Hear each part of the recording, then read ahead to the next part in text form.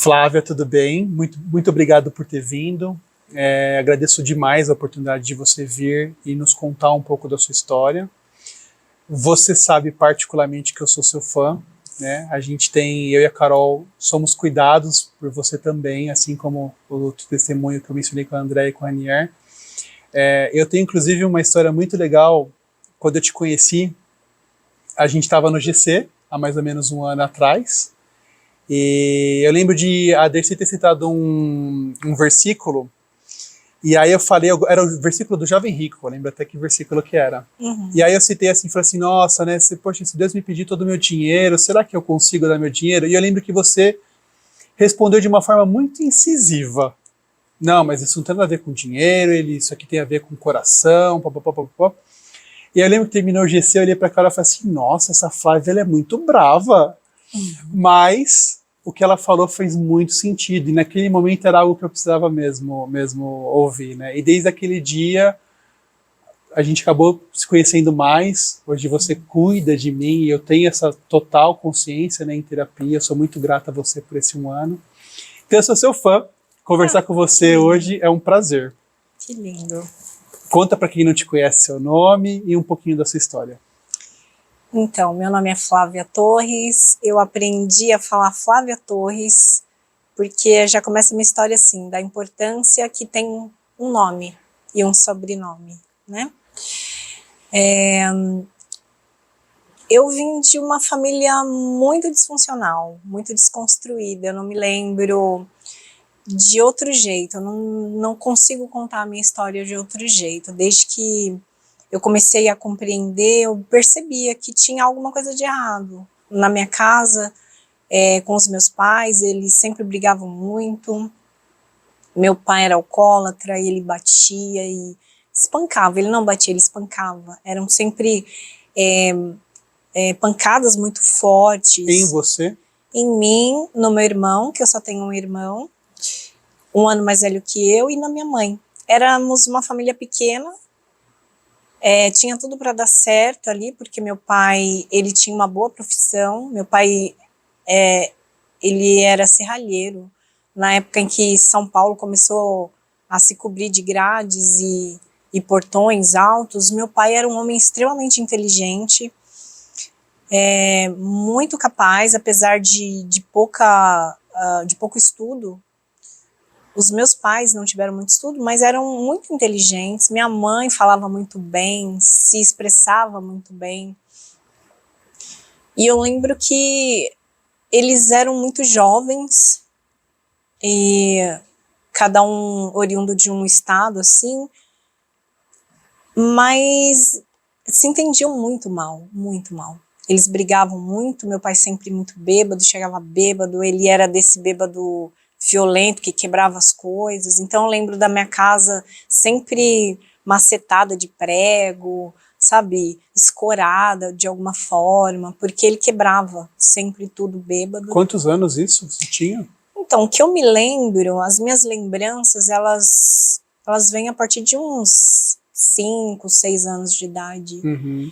E sempre lembranças muito dolorosas, de ele chegar da rua e nos acordar para bater. Era num requinte de crueldade muito grande. Ele descontava em vocês provavelmente coisas que ele vivia durante o dia. Possível que sim, possível que sim. Só que quem conhecia achava ele uma pessoa maravilhosa. E realmente ele era uma pessoa maravilhosa. Mas a bebida transtornava ele, transfigurava ele, sim. Então, aquela pessoa que era gentil, uma pessoa que gostava de dividir as coisas. Meu pai é nordestino, então tinha sempre muita fartura e ele gostava, tinha prazer em dividir as coisas com os vizinhos, assim. Mas quando ele bebia, ele jogava fora, pelo contrário, ele estragava, ele desperdiçava, sabe? Ele ficava muito introspectivo, cruel, as palavras dele mudavam, era uma outra pessoa. E minha mãe, ela não tinha reação, ela não foi criada para reagir, né? Antigamente as mulheres se casavam e simplesmente elas concordavam com tudo, baixava a cabeça para tudo, aceitava tudo. Então a gente sofria junto ali. junto e calado.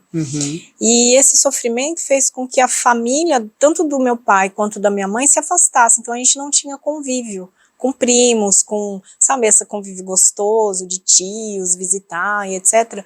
Não tinha, foi se perdendo, porque todas as vezes que iam e costumeiramente eram aos domingos, né, as visitas, quando chegava, estava sempre a gente machucado, chorando, porque tinha acabado de apanhar e ele estava bêbado e dormindo. Então naquela hora era a hora que não podia cair uma agulha, porque a gente falava, agora ele dorme, se recupera da bebida e vai ficar tudo bem. Então as pessoas começaram a deixar de nos visitar e a gente perdeu o contato com os familiares, assim. E era uma vida sempre muito solitária. E aí, isso, com 11 anos de idade, com essa rotina, com essa vida muito difícil, a minha mãe chega abanando uma passagem. Eu me lembro como hoje, ela chegou como um leque, assim, com uma passagem na mão, dizendo assim, eu tô indo-me embora para casa da sua avó. Minha avó morava no sul, vocês já estão grandes, eu com 11, meu irmão com 12, e vocês se virem com seu pai. Nossa. E ali foi um choque, foi porque eu via na minha mãe ainda, apesar de todo o sofrimento, toda a dor e tudo, mas a proteção que eu precisava. Porque, de um jeito ou de outro, ela tinha esse instinto maternal de nos proteger. E em várias situações, ela ia com o corpo dela para que nós não fôssemos machucados tão gravemente, né? E de repente ela chega dizendo que ia embora. Eu falei, acabou. E agora o que vai ser? Em nenhum momento ela disse, eu tenho uma segunda passagem, eu comprei a terceira, são 3, nós vamos juntos. Ela queria ir sozinha. Ela foi embora. Né? Eu acho que ela entendeu que para ela estava extrapolou os limites dela e ela não suportava mais aquilo. E talvez ela dissesse, com os filhos ele não vai ser tão cruel. E foi embora. Num dia de manhã, ela chegou com essa passagem, antes da hora do almoço, ela juntou as coisas dela e foi embora. E foi a minha primeira sensação de abandono, de deixada para trás, de alguém não me quer. E o que seria de mim ali? E ela foi. Era mais ou menos o mês de julho, agosto, mais ou menos, daquele ano. E ela foi embora. Logo em seguida, meu irmão também saiu, ele se meteu em confusão na rua lá com os meninos, foi embora e ficamos eu e meu pai. Ficamos eu e esse homem violento, esse homem abusador, agressivo. E aí eu falei, ele vai me matar. Eu vou ficar com ele. Eu vi a morte na minha casa todos os dias, me assombrando, porque ele falava, e ele ameaçava, e ele dizia com palavras e com atitudes, né? E aí quando foi mais ou menos no mês de setembro, outubro, assim, eu também decidi ir embora. Eu tinha ido visitar uns parentes da minha mãe, um tio que ia se casar, e ele ficou de me trazer de volta para minha casa no domingo. Ele me levou no sábado, eu dormiria lá, mas era tudo família, era tio, ele ia se casar com uma prima, inclusive, era tudo família. E ele ficou de me trazer no domingo, e era um tempo como os de agora, assim, muito chuvoso, e impediu da gente voltar no domingo. Na segunda-feira, quando eu cheguei, meu pai ficou alucinado e me ameaçou muito, e que ia me matar, e como assim? Aí naquele dia algo dentro de mim também falou, vai embora. E eu peguei minhas coisas, juntei minhas coisas, fui até a casa de uma tia que era irmã da minha mãe e falei assim, eu vou atrás da minha mãe. Ela não me convidou, não me chamou, não sabia nem direito onde ela estava. Mas era o único destino que você conhecia também. Era talvez o único destino seguro para mim, naquele momento. E aí a minha tia me deu o dinheiro da passagem e eu fui atrás da minha mãe. Antecipei as provas de escola e tudo e fui para o Paraná. Não tinha nenhum contato com ela nesse momento? Eu tinha um telefone, na verdade eu tinha um telefone que ela tinha uma vez ligado pra gente de um lugar que ela trabalhava. Mas com 11 anos de idade você não tem muita clareza. Sim.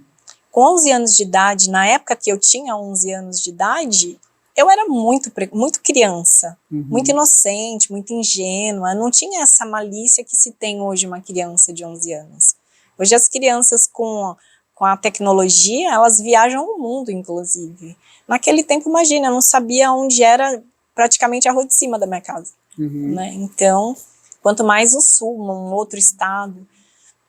Mas naquele ímpeto, sabe, de sair daquele sofrimento, eu pensava, eu posso ter uma vida diferente com a minha mãe, né? Então eu fui atrás da minha mãe. Peguei o endereço, depois, através daquele telefone, eu consegui ligar, a pessoa que atendeu falou, não, a gente está aqui em tal lugar, e eu fui, foi assim, foi meio que uma surpresa, até para minha mãe.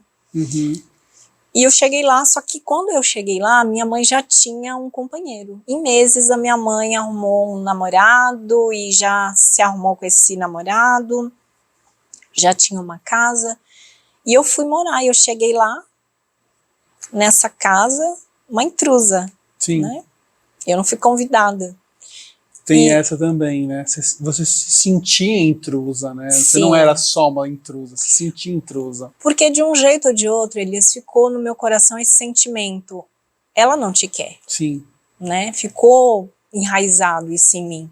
Mas era minha mãe, era o amor da minha vida. Né?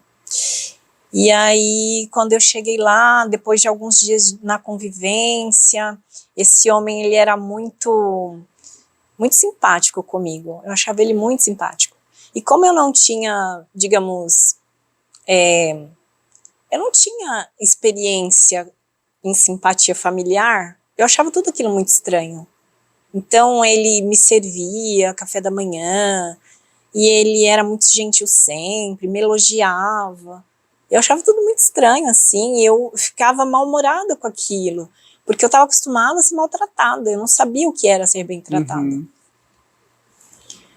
E tinha uma coisa que me chamava a atenção, que ele me chamava de filhinha, e eu rebatia, eu dizia, você não é meu pai.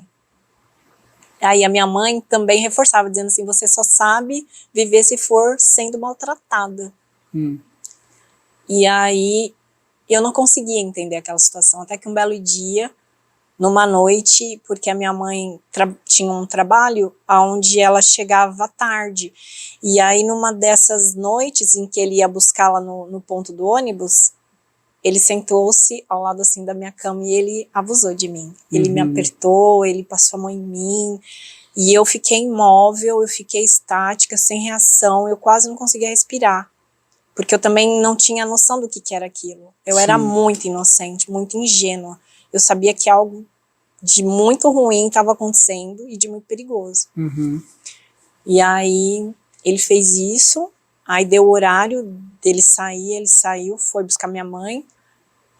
E no dia seguinte, quando eu acordei, eu falei para minha mãe, eu vou me embora. Eu vou voltar para São Paulo, nem que eu tenha que morar com meu pai. Por quê? Como assim? Imagina, você não vai? Eu falei, não, eu vou. E não contou para ela? Eu não contei para minha mãe o que tinha acontecido. Eu não me senti no direito de contar, porque eu entendia que ela estava feliz. Eu era muito inocente, mas ao mesmo tempo muito madura. Eu tinha aquilo, ela não me chamou. Eu que cheguei, ela estava bem. Eu estou estragando o sonho dela de felicidade. Sim. E aí eu fui embora. Eu fui embora trabalhar no lugar onde ela trabalhava, que foi esse lugar que me deram o endereço. Era até uma república da Federal de Londrina, que o pessoal estudava, era uma república de estudantes. Eu trabalhei lá para juntar o dinheiro da passagem com 12 anos e voltei para São Paulo. E aí voltei para São Paulo, passei alguns meses na casa de um tio, mas também entendi que não era aquele lugar, não era para mim, porque, de novo, esse tio que no passado eu tinha dormido na casa dele, ele ficou de me levar, ele acabou casando com essa prima. E eu passei uns meses com ele quando eu voltei do Paraná. E ele tinha recém-casado. E aí a minha prima ficou assim meio perturbada com aquela situação. Eu tinha uns 12 anos para 13, e ela tinha acabado de casar, e talvez eu estivesse tirando a privacidade dela. E eu comecei a entender aquilo como ninguém te quer aqui. E esse sentimento me acompanhou por muito tempo, assim. Sim, um novo abandono, né? Ninguém te quer, você tá sobrando, né? Muito bem. E aí eu decidi que eu ia embora. E aí, eles moravam em Itapecerica da Serra, e eu fui para Santo Amaro. Aí um dia eu saí para procurar um emprego em Santo Amaro, e na verdade eu procurei um lugar para eu morar, e eu fui morar com 13 anos num quarto de pensão. Eu cheguei nesse lugar e eu disse, olha, eu não tenho dinheiro, eu não tenho como te pagar, eu não tenho emprego, mas se você me deixar morar aqui, eu venho, arrumo um emprego e te pago. Uhum. Então, nesse tempo, eu limpo aqui a casa, eu faço alguma coisa aqui, enquanto eu não arrumo um emprego. Mas foi isso muito rápido, ele aceitou, eu fui, juntei minhas coisas, fui, e a família assim, não, mas como, você não precisa? Aquelas, né? Falei assim, não, mas eu vou porque eu vou trabalhar, eu quero estudar, eu quero crescer. E fui. E nisso ficou a minha mãe no sul, meu pai em São Paulo, num bairro, eu em Santo Amaro, meu irmão ficou lá no sul também, só que longe da minha mãe. Então era assim, era tudo muito bagunçado. Eu não tinha estrutura, eu não tinha um norte, eu não tinha quem me dissesse, olha, vai ficar tudo bem, vai dar tudo certo, isso aqui logo vai passar. A única coisa que me ocorria era que eu tinha que me defender, que eu tinha que correr atrás, que eu tinha que me proteger, que eu não podia contar com ninguém. Era eu e eu. Muito bem. Daí eu arrumei esse lugar para morar, fui. Em 3 dias eu arrumei um emprego numa loja de vender roupa e sapato. Mas, Elias, eu posso dizer com muita clareza hoje que Deus sempre cuidou de mim. Uhum. Porque ele colocou pessoas muito maravilhosas dali em diante na minha história, na minha vida. Tinha um gerente, ele já era muito senhorzinho, hoje ele já nem deve estar vivo mais. Uhum. Mas ele dividia a marmitinha dele comigo. Porque eu não tinha o que comer, entende? Eu não tinha o que comer. Então as meninas que trabalhavam, cada um dava um pouquinho. E aí quando ele ia, às vezes, almoçar com algum representante, algum vendedor, ele dava a marmita inteira para mim. Então lá eu almoçava e jantava. E eu ficava, ai, tomara que ele vá almoçar com alguém. Porque além de tudo, a comida era maravilhosa. Era muito gostosa. Com 13 anos, você sente uma fome do além, né? E eu passei por esse momento também. E eu, assim, eu estudava, eu trabalhava nessa loja, aí com 15 dias eu ganhei meu primeiro dinheiro, que era o Vale, chama. Ganhei o meu primeiro dinheiro, fui no mercado, comprei comida, comprei uma panelinha para fazer a comida que eu precisava ali. E mesmo assim as meninas ainda me ajudavam, me dividia a marmitinha, o gerente, seu Luiz, também. E às vezes ia trocar vitrine, ele me chamava e falava assim, ó, a roupa que te servir, você pode levar. Uau. Que era aquelas roupinhas da vitrine, que fica queimadinha do sol, cheia de pozinho e tudo. E como eu me esforçava bastante, né? E ele via também que eu era só... Ele falou assim, ó, vai mudar a vitrine no domingo, você pode vir para ajudar o vitrinista, abrir a loja? Claro que posso, eu morava super perto. E acabava que ele deixava eu pegar 2, 3 peças de roupa, e eu comecei a ter roupas, e eu comecei a ter um dinheirinho, e fui indo, fui crescendo, mas sempre muito sozinha, sempre distante da família. E aí eu tinha um tio que morava aqui em Diadema, na cidade, e ele foi montar uma drogaria na época, e a minha tia me chamou. Ela falou assim, ah, você não quer vir para ajudar na farmácia e tal? E aí você mora em casa comigo e tudo, e eu fui. Aí eu tive essa experiência de morar na casa dessa minha tia, que é a única tia real que eu tenho contato até hoje. E aí eu fui, morei na casa dela um período e trabalhava nessa drogaria. Até que eu conheci meu marido, que trabalhava do lado. Ele já trabalhava em padaria e eu trabalhava na farmácia, então eu era a menina da farmácia. E aí, ele era o lindo já. E ele era o lindo, e eu olhava assim, e ele mais velho que eu um pouco e tudo, e aí foi o desacerto. Porque eu era muito jovem e a minha tia não aceitava que eu me envolvesse com ele, porque ele já era mais velho que eu e tal. Na época eu tinha acho que uns 15 para 16, e ele já tinha uns 30 e poucos. Nossa. Porque ele é uns 17 anos mais velho que eu. Então, eles não aceitaram, meus tios não aceitaram aquilo. Aí, o amor falou mais alto, eu fui morar em uma outra pensão para poder namorar ele. Foi dessa maneira, nessa circunstância. E aí, eu comecei a namorar com ele e tudo, e logo a gente foi morar junto. E aí, depois de uns 2 anos, mais ou menos, eu fiquei grávida. E sempre estudando e trabalhando e acreditando. Quando eu conheci ele, eu falei assim, a minha possibilidade de ter uma família, porque o meu grande sonho era ter uma família. Sim. E aí, só que não aconteceu de imediato, porque ele era uma pessoa bem difícil, ele bebia também, e essa fala que se tem hoje de que as histórias se repetem, é muito real, né? Então, talvez inconscientemente, hoje eu entendo que talvez eu quisesse consertar a história da minha mãe me envolvendo com ele, porque eu sempre pensava, ele pode até beber, mas ele não vai me bater, ele pode até beber, mas ele não vai quebrar nada, ele pode até beber, mas... Então, eu fui muito tempo nessa ilusão, sem medir a consequência do sofrimento do que eu estava fazendo com a minha vida.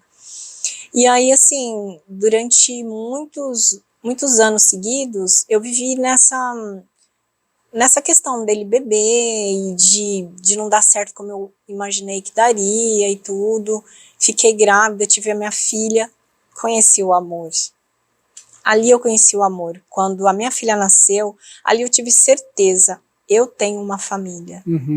Foi incrível. E eu dizia, eu nunca ouvi falar ex-mãe, né? Sim. Então, assim, eu me realizei, assim, como ser humano, tendo a minha filha. E aí, muito bem. Tava indo tudo relativamente bem, dentro das condições. Eu comecei a ficar muito doente. Comecei a adoecer do nada. Do nada eu tinha febre, do nada eu amanhecia inchada, do nada eu ficava toda cheia de urticária, do nada eu travava a coluna. Comecei a perder muito peso, eu fiquei muito magra. Logo eu que não sou nem tão forte assim, eu fiquei muito magrinha, fiquei num estado depressivo, só chorava, não comia. E aí, como todo bom cidadão, a gente começa a procurar em todo lugar a cura. A gente vai em hospital, a gente vai em clínica, e tudo que falam pra gente fazer, a gente faz. Sim. Olha, benze que passa, toma banho de não sei o que passa, vai no médico tal que passa. Você quer procurar a solução, né? Meio que não importando de onde vem. E o meu marido, gente, a gente chama ele de lindo o tempo inteiro, porque ele é um lindo mesmo. E aí ele tinha um amigo que ele ia num terreiro de Umbanda. E aí esse amigo falou assim, olha, leva ela lá nessa casa que vai ser tudo de bom, vai ser ótimo. E eu até fui. Aí quando chegou lá, eu fiquei em choque de ver também, porque as coisas espirituais a gente não explica, e é muito cultural. Hoje eu entendo que é muito cultural, sabe, não desmerecendo ninguém, nenhuma religião, nada, mas nós como cristão, mesmo que não praticantes, a gente estranha um pouco essa cultura. E quando eu cheguei lá, o rapaz que estava ali para me recepcionar, ele já estava todo torto, ele começou a babar, e eu fiquei um pouco chocada com aquilo. Eu não esperava isso, né? Então eu estava em estado de sofrimento, esperava um abraço afetuoso, alguém que dissesse, olha, eu tenho a cura para você. E não foi isso que aconteceu. E aí no final de tudo, eu tinha que cumprir um rito que eu não concordei. Ele falou assim que eu tinha que comer umas comidas, umas tripas, uns negócios, tomar uns banhos numa cachoeira gelada, fria, não sei o que lá. E eu não tava nem comendo, como é que eu ia comer aquilo? Vísceras, tripas, sei lá o quê. Nossa. E acender umas velas, e um monte de coisa, e tomar banho em cachoeira. Eu tenho um pouco de medo de inseto, eu sou um pouco alérgica. Falei, nunca, não vou. E aí aquilo me desmotivou demais. Falei, vixe, não tô no lugar certo. Essa minha tia, que é a tia que eu tenho relacionamento com ela falou assim, olha, eu conheço uma irmã, ela faz umas orações, e aí, vamos lá na casa dela, você vai ficar bem. Ela também não era cristã praticante na época, mas no ímpeto de me ver bem, porque ela gosta muito de mim, também gosto muito da minha tia. E nessa ânsia de me ver bem, ela falou, então vamos lá, se lá não der certo, não tem mais chance, porque todo mundo que vai lá fica bem. Então vamos. Eu lembro que na época, Elias, eu tinha um Monza, faz tempo, com meu pescoço duro, porque eu tava travada, eu só vivia assim. Acho que era o peso do mal em mim. Eu não conseguia virar o pescoço, só o olho. E fui dirigindo daqui lá perto do zoológico que ela morava. Daí chegou lá, ela não tava. Nossa, que frustração. Falei, putz, acabou pra mim, né? A minha esperança era aquela mulher. Ah, mas ela foi pra igreja. Fomos pra igreja. Falei, então tia, nós vamos pra igreja, nós vamos achar essa mulher. Eu tava muito determinada que naquele dia ia dar certo. Fomos eu e minha tia pra igreja. E aí aquele culto bem tradicionalzão, sabe? Tudo era diferente pra mim. Aí eu cheguei lá, fui recebida lá pelos irmãos, sentei. Quando eu sentei, eu comecei a chorar. Eu chorei. Da hora que eu sentei até a hora de vir me embora. Mas eu chorava, chorava, chorava. E eu não sabia o porquê, não entendia nada. Simplesmente eu chorei tudo, os irmãos vieram, oraram por mim. E naquele dia, quando terminou aquilo, que eu fui para minha casa, eu senti fome, eu consegui dormir. Falei, gente, que coisa maravilhosa. Alguma Libertação. coisa realmente tinha acontecido comigo naquele dia. Naquele dia eu entendi que a minha vida podia ser melhor, que eu podia ter uma condição de vida melhor, que eu podia ter minha saúde restaurada, que a minha casa podia ser diferente. E aí eu cheguei em casa, aí eu falei pro meu marido, eu falei assim, meu Deus, você não vai acreditar. Aí eu comecei a comer e comecei a me sentir mais disposta para fazer as coisas. Você não vai acreditar, foi na igreja. Aí comecei a frequentar a igreja. Eu saía daqui quase lá para perto do zoológico para ir lá na igrejinha que eu tinha ido. E aí eu comecei a entender, sabe, Deus começou a trabalhar no meu coração. Eu comecei a entender que a fé era uma coisa autônoma, que não era necessariamente a irmã Rosa, o nome dela é Rosa, que não era necessariamente a irmã Rosa que detinha aquele poder, mas que sim, ela tinha uma intimidade com Deus, que ela poderia sim orar por mim, que realmente Deus poderia usar a vida dela.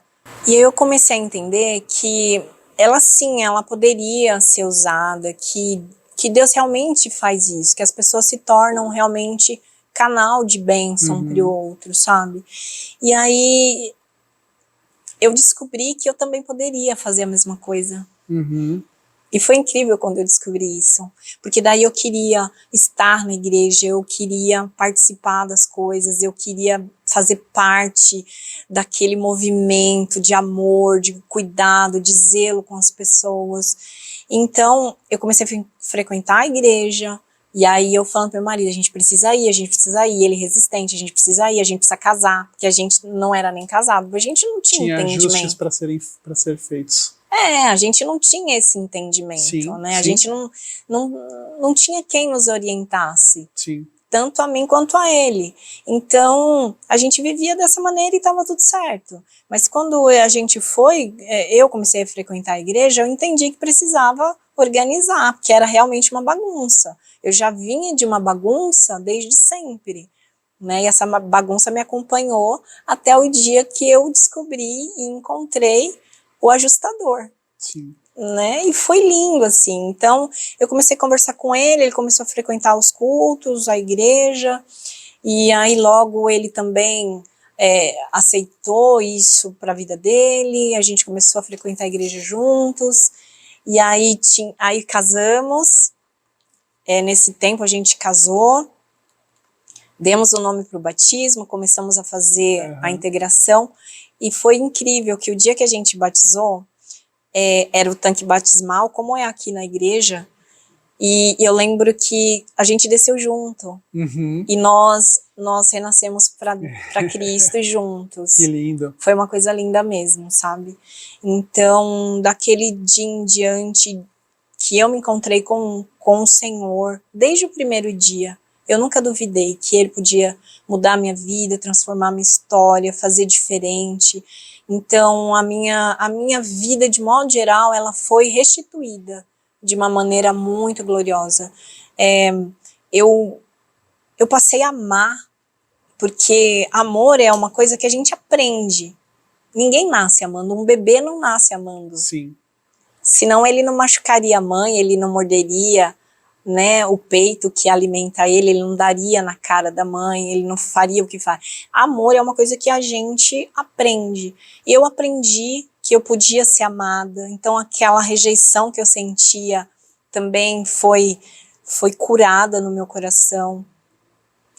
E hoje é a coisa mais maravilhosa você chegar na igreja e você abraçar os seus irmãos e sentir o amor verdadeiro dos seus irmãos. Você conseguiu compreender o cuidado na essência para você poder hoje ajudar outras pessoas cuidando delas. Sim. E aí nesse tempo, Elias, dessa restituição que o Senhor fez na minha vida, eu fui estudar. Eu nunca deixei de estudar. Né? Então eu fui estudar e as minhas profissões que eu decidi, que eu escolhi para a minha vida, tem a ver com cuidado de pessoas, né? De transformar vidas, de transformar a história das pessoas, né? Eu entendo que, como cristã principalmente, hoje eu tenho um alicerce, uma base forte, né? Eu não faço nada de mim mesma e eu tenho essa compreensão. Hoje eu sou psicóloga, né, e esteticista. Olha só, tem pessoas que falam assim, nossa, mas esteticista e psicóloga, o que tem a ver uma coisa com a outra? O cuidado. Tem tudo a ver, né? Tem tudo a ver, só que eu comecei com o cuidado de fora para dentro, que era a aparência. E hoje eu trato também, né, dessa questão do que se relaciona ao comportamento, né? Eu posso mudar o comportamento.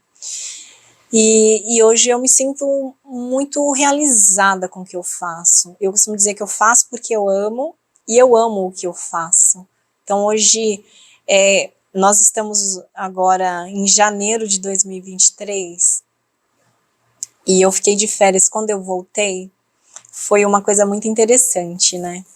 Eu acho até que eu compartilhei com você isso, que quando eu peguei o meu jaleco, assim, para fazer o meu primeiro atendimento, eu olhei assim para Deus e eu disse, Senhor, que o Senhor esteja comigo.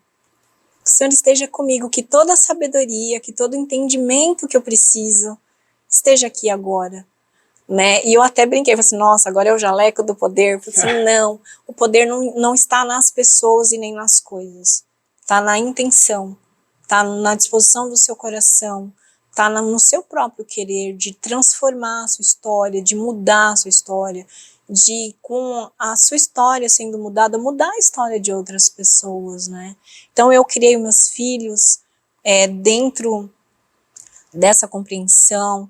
Eu ensinei, eu tive o privilégio de criar os meus filhos no caminho do Senhor, de segurar na mão deles e nunca soltar até que eles pudessem caminhar sozinhos, né? Eu pude preencher o coração dos meus filhos de amor. E assim, hoje eu não me sinto vítima de nada, eu não tenho nenhum problema de identidade, não me sinto, nossa, sabe, vítima da sociedade ou dos meus pais. Eu acredito que a história que eu tinha que viver, eu vivi, o que eu tinha que aprender, aprendi. Se hoje eu tô aqui contando ela e não choro, foi porque realmente houve uma cura no meu coração, porque há um tempo atrás era impossível que isso acontecesse, eu contava e chorava muito, não entendia, não compreendia. Mas houve uma cura, houve uma restauração, houve um renovo, né? E acima de tudo, houve um derramar da graça do Senhor sobre minha vida. Amém. E me faz eu hoje entender que assim, que eu posso mais. Então eu sempre busco, eu sempre estou buscando mais. O que eu posso fazer a mais, né? Tanto nas terapêuticas, como na igreja, servindo, na minha casa como esposa, sendo mãe, sendo amiga, sendo... Hoje eu fui adotada grande por um casal, que eles me chamam filha. Eles me adotaram, foi a terceira igreja que eu comecei a frequentar. E eles me adotaram como filha, e eles me chamam filha, e tem essa proximidade. Eu chamo ele de papai também. Ele é pastor da Assembleia de Deus. E eu sei que são pessoas que oram por mim, que intercedem pela minha vida. E eu quero seguir assim, Elias. Eu quero seguir assim, amando ao Senhor, amando a obra do Senhor, amando pessoas, acreditando e confiando que o Senhor pode me usar para ser bênção até que Ele venha nos buscar. Amém. E de novo, né, uma bagagem totalmente necessária para você, o que você faz hoje, todo esse cuidado, né? Agora entende-se por que você tem tanto esse cuidado com as pessoas, né? E, nossa, linda história, Flá. Que bom que deu tudo certo, né? Tá dando, porque assim, é uma jornada, né? Sim. Nós estamos ainda no caminho desse grande encontro que teremos com o nosso Pai. Sim. E que o Senhor nos fortaleça a cada dia, né? Que Ele renove as nossas forças todas as manhãs, como Ele fala na palavra, e que Ele nos fortaleça e que Ele esteja presente em nós, porque foi uma promessa. E esse é o versículo da minha vida. Eis que estarei contigo todos os dias até a consumação do século. Amém. Essa é a certeza que eu tenho e que me fortalece todos os dias para enfrentar a jornada. Que Ele estaria comigo, que Ele estaria conosco todos os dias. Amém, Flá. Comigo também, né? Sim, todos nós. Sempre, sempre. Obrigado por ter vindo, obrigado por contar a sua história. Somos muito gratos pela sua vida e por tudo que você faz na igreja. Eu particularmente, como já disse, Sim. Você é uma bênção e a gente gosta muito de você, viu? Ai, obrigado por compartilhar essa história com a gente. Também gosto muito de vocês.